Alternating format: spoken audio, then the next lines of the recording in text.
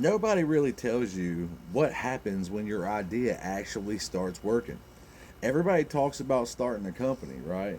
They talk about the idea, the hustle, making your first dollar and getting customers, building something people actually want. But here's one of the biggest pitfalls founders find that nobody talks about. Sometimes you can just be chugging along, making money, doing just fine. And then you realize that if you actually want to build the thing you're capable of building, you need a team. So you build a team. And then the really smart people you brought in start telling you something you absolutely do not want to hear. You need to stop making money so you can build something capable of making real money. That's a hard one to handle because the little business and the big vision aren't always the same thing. The little business pays the bills, and the big vision consumes them. Now, you need developers, engineers, legal, corporate structure, compliance, accounting, intellectual property, contracts, documentation, business plans, PPMs. And then you discover that some of that paperwork you need just to properly position the company can cost you damn near $100,000 that you didn't have and don't know where it's coming from. And no, AI can't just do it all for you, right? AI can help, and AI can accelerate you. AI can make a small team incredibly powerful. But there are still things that require experienced human beings willing to put their name, reputation, license, knowledge, and judgment behind the work. So you hire more people and you spend more money. You take on debt. You start gambling on yourself. And that's the part of entrepreneurship nobody puts in the motivational videos, guys. Because at some point, you're not just gambling on an idea anymore. You're gambling on yourself.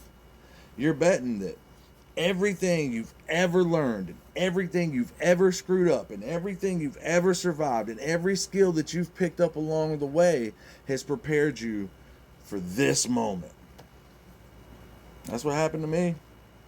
I had a skill set and the wherewithal, and eventually I realized that I had an opportunity to take on something enormous. The next generation of operating systems, personal intelligence, and cybersecurity, right? But one of the most important realizations I had along the way was also one of the hardest, because I wasn't enough. Not for something this big. And I think that's another founder pitfall nobody talks about. You spend years becoming self-sufficient. You learn how to build, you learn how to sell, you learn how to create, you learn how to solve problems, survive, and that independence becomes part of your identity, right? And then one day your vision gets bigger than you are, and that's hard to admit. You have two choices. You shrink the vision to something that you can accomplish alone, which in my case was not an option. Or you find the people that are capable of helping you accomplish the vision you actually have. And I chose that one. I started finding the best people I could. I called everybody I knew. And then I met the people they knew. And instead of pretending like I was the smartest person in the room, I started doing something that changed everything. I traded value for value. I found ways to uplift other creators with what I knew in exchange for what they knew. I offered pieces of my company to the right people for the right jobs. And then I did something that's even more incredibly difficult for a founder.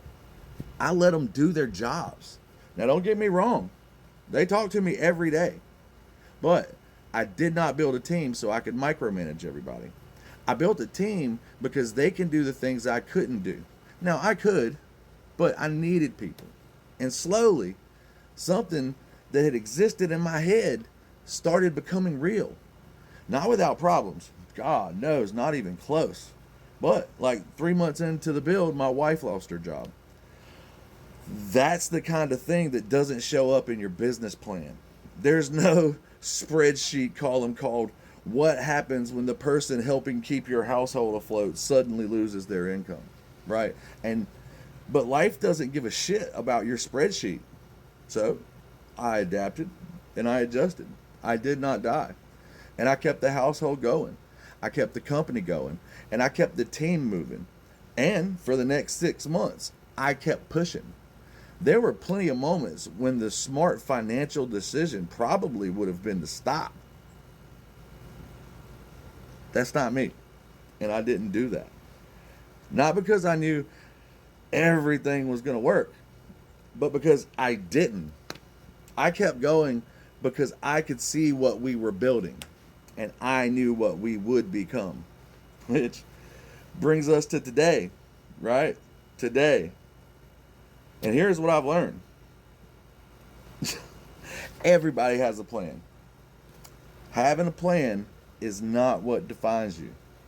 What defines you is what you do when that plan goes to shit.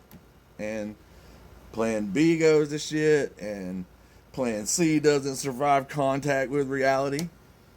Can you pivot? Can you learn? Can you admit when you're wrong? We're talking about some tough conversations here, right? Can you recognize when you're not enough? Can you bring somebody into the room who knows more than you do and actually listen to them? Can you change the path without changing the destination? Can you get punched in the mouth by reality on Monday and still solve the next problem Tuesday morning? Because that's entrepreneurship. And that is why I believe failure is a virtue. Not because failure is a goal, right? Winning's the fucking goal. Failure is valuable because you can't fail something you never had the courage to attempt. And if you're paying attention, every failure leaves something behind. Whether it be knowledge, whether it be experience, whether it be judgment, relationships, scars from said relationships, skills, instincts. Man, 30 years of trying, right? 30 years of trying things. 30 years of getting some things right and getting plenty of things wrong. 30 years of figuring out what I'm good at. I thought I could do everything and could, just not good. And maybe more importantly, recognizing what I'm not good at. Every one of those experiences gave me something I eventually needed for this. And if I hadn't taken any of those chances, if I hadn't failed before, and if I hadn't learned how to pivot, if I hadn't been willing to gamble on myself and hadn't been willing to push through the bullshit, if I hadn't kept my eyes on the prize and kept everybody looking towards it, and if I hadn't finally learned to recognize the moment when I wasn't enough and needed other people, none of this would be happening right now. And that's big, because this week, that idea that started in my head isn't just an idea anymore. We're pitching a $5 million pre-seed round to multiple investors. Think about that. Something that started as an empty folder on my desktop and a dream became a project. And that project became a team. And that team built groundbreaking technology. And that technology became a company with a mission. And now we're preparing to put that company in front of investors and ask them to help us take it to the next level, right? We haven't crossed the finish line yet. Hell, we're not even halfway there. But we're standing at the line of something much bigger. And before whatever happens, next happens, there's something I need to say.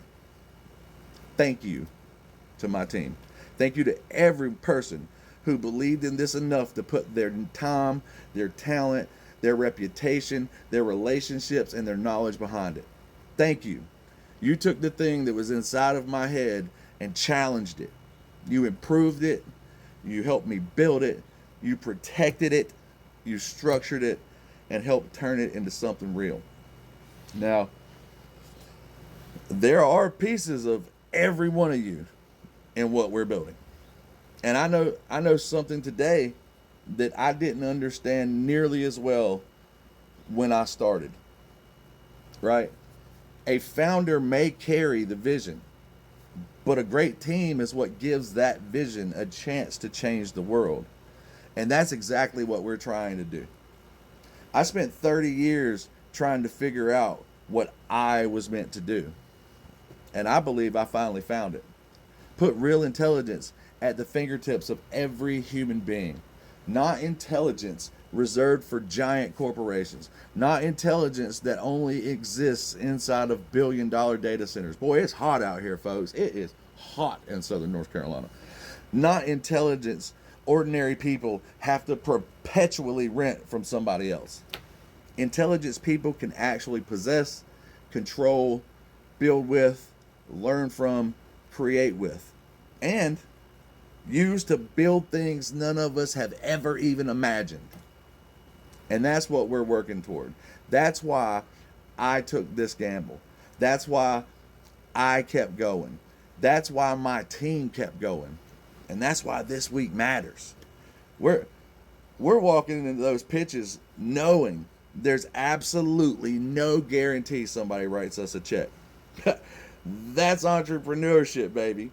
But there is one enormous difference between where I started and where I am today. I'm not walking in there with a dream anymore. I'm walking in there with a company. I'm walking in with technology. I'm walking in with a team. Man, I'm walking in with 30 years of lessons from every success, every mistake, every stupid decision, every pivot, and every failure that somehow prepared me for this moment. And whatever happens in those rooms, we keep moving, no matter what. So, to every founder who's somewhere in the middle of this bullshit right now, keep your eyes on the prize. Learn when to pivot. Learn when to push. Learn when you're wrong. And most importantly, learn when you're not enough. Then, surround yourself with people who are. Because sometimes the difference between the idea that dies in your head and the idea that actually gets a shot is whether you're willing to keep going long enough to find them. This week, we got our shot. $5 million pre-seed. Multiple investor pitches. One hell of a team. And one hell of a vision for where this goes next.